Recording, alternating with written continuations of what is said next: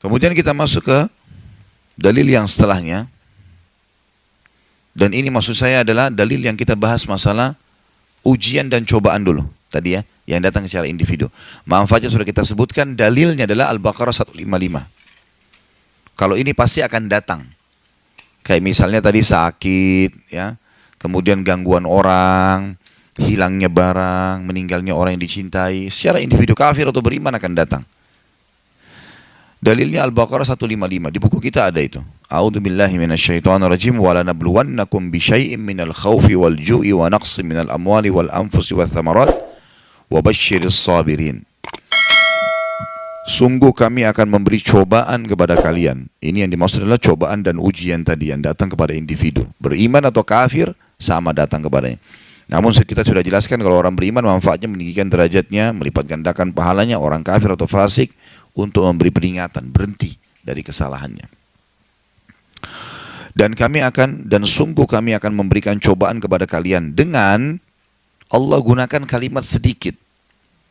Mungkin bagi kita sudah besar, tapi bagi Allah kecil sekali. Bahkan ada hadis yang berbunyi Allah tidak akan menguji seorang hamba melampaui kapasitasnya. Nggak mungkin, pasti kita mampu lakukan itu. Allah mau kita belajar.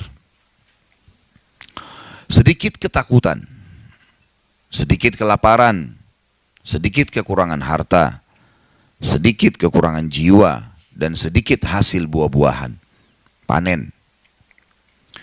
Keuntungan didapatkan. Dan beritakanlah berita gembira kepada orang-orang sabar. Dan di sini saksi bahasan kita adalah berita gembira untuk orang-orang yang sabar. Dia jadikan sebagai perangkatnya. Kalau bencana, tadi kita jelaskan ujian dan cobaan. Kalau bencana yang sifatnya merata, semua orang kena, maka ini hanya disebabkan karena dosa yang merata pula. Kalau di satu komunitas masyarakat itu tersebar perzinahan, tersebar riba, tersebar segala macam, jangan heran kalau datang cobaan-cobaan, bencana maksud saya, bencana yang besar, banjir, longsor, apalah, itu pasti datang. Kalau sudah merata dan tidak ada yang luruskan, itu pasti terjadi. Dalilnya tidak ada dalam buku kita, ditulis surah Hud, surah nomor 11, ayat 117. Surah Hud, surah nomor 11 ayat 117. Sudah buka? 117. A'udzu billahi minasyaitonir rajim. Wa ma kana rabbuka liyuhlikal qura bidzulmin wa ahluha muslihun.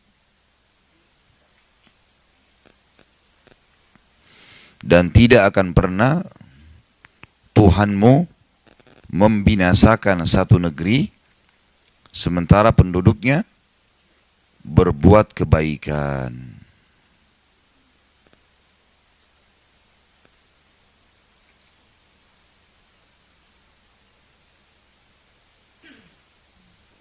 Sudah? Kita pindah dari selanjutnya surah Al-Qasas. Jadi perhatikan tadi Hud itu 117, bukti nyata Allah menjanjikan kepada kita dan Allah tidak akan pungkiri janjinya. Tidak mungkin bencana datang sementara penduduk negeri itu bukan masih beriman. Muslihun itu berbuat kebaikan, kepatuhan. Artinya mereka berbuat kebaikan-kebaikan. Jadi nggak mungkin kalau kita patuh, kita sholat, kita ibadah segala macam, kemudian datang bencana, nggak mungkin. Kalau kita lihat Indonesia sekarang datang bencana, tapi masih belum merata ya. Ada banyak wilayah yang kena. Ini karena masih berimbang antara orang yang berbuat salah dengan orang yang berbuat baik. Tapi kalau merata, hampir seluruh negeri, seperti kita tahu negerinya kaum Lut. Satu negeri mayoritasnya homoseksual. Allah binasakan sekalian. Ya. Kaum Saleh, kaum Samud, kaumnya Nabi Saleh. Satu negeri semuanya pencuri, curang dengan timbangan. Mereka sudah saling tahu ini, saling mencuri. Sampai suami istri pun tidak saling tenang. Karena bisa ditipu oleh pasangannya. Dinasehatin nggak mau, dibinasain sekalian. Dalil yang selanjutnya surah Al-Qasas, surah nomor 28, ayat 58 dan 59. Al-Qasas 28, surah nomor 28, ayat 58 sampai 59. Ini rajin nulis karena mau ditanya atau mau ilmu ini? Hah? Saya lihat Masya Allah sekarang, wah rajin nulis. Nanti Tommy pertemuan akan datang, jangan taruh buku di sini. Saya mau lihat nulis nggak? Ilmu ini ya, untuk diterapkan dalam kehidupan, bukan karena buku. Baiklah, Alhamdulillah. Jangan ada yang tersinggung, karena kalau tersinggung berarti kena itu ya. Nggak tersinggung kok, tapi mukanya cemberut ya. Baik, kita baca surah Al-Qasas 28 ayat 58 dan 59. Saya bacakan 58-nya. A'udzu billahi minasyaitonir rajim. Wa kam ahlakna min qaryatin batirat ma'isyataha fatilka masakinuhum lam tuskam min ba'dihim illa qalila wa kunna nahnul warithin. Dan berapa banyak penduduk negeri yang telah kami binasakan. Banyak yang Allah SWT sudah binasakan. Ini diceritakan sebagian kecil yang sudah bersenang-senang dengan kehidupan mereka, berfoya-foya, ya, zina sana sini, mabuk, segala macam mereka lakukan. Maka itu lihat tempat-tempat kediaman mereka yang tidak didiami lagi sesudah mereka. Kecuali sebagian kecil, ada sebagian orang yang masih menempati, tapi sudah tidak ada. Paling pun cuma jadi kenangan sejarah. Kayak kita tahu misalnya Madain Saleh yang ada di Saudi, yang tempatnya kaum saleh. Ada sekarang, kita bisa lihat tempatnya mereka. Atau mungkin yang di Jordania, yang dianggap itu juga bagian daripada kemungkinan di situ juga tempatnya, karena masih diterka-terka oleh banyaknya ahli sejarah gitu kan. Di Petra, itu juga sama. Tapi kita cuma bisa lihat paling dijaga oleh pemerintah. Makanya Allah mengatakan, lihatlah tempat kediaman mereka, tidak ada lagi yang huni. Mereka punya dulu sudah foya-foya, mereka nyanyi-nyanyi, mereka nari-nari segala macam. Tapi lihat tempat tinggal mereka, tinggal kenangan. Dan tidak ada yang ditinggali kecuali sedikit. Maknanya adalah hanya jadi kenangan sejarah. Dan kami adalah pewarisnya. Kami ambil alih tempat mereka. Udah, jadi bagian dari bumi kembali. Ayat 59. وَمَا كَانَ رَبُّكَ مُهْلِكَ الْقُرَى حَتَّى يَبْعَثَ فِي أُمِّهَا رَسُولًا يَتْلُو عَلَيْهِمْ آيَاتِنَا وَمَا كُنَّ مُهْلِكِ الْقُرَى إِلَّا وَأَهْلُهَا ظَالِمُونَ. Perhatikan baik-baik ayat ini. Dan tidak ada Tuhanmu, hai Muhammad, mustahil Allah membinasakan kota-kota sebelum dia mengutus ke kota-kota tersebut Rasul yang membacakan ayat-ayat kami kepada mereka. Pasti sampai dulu peringatan.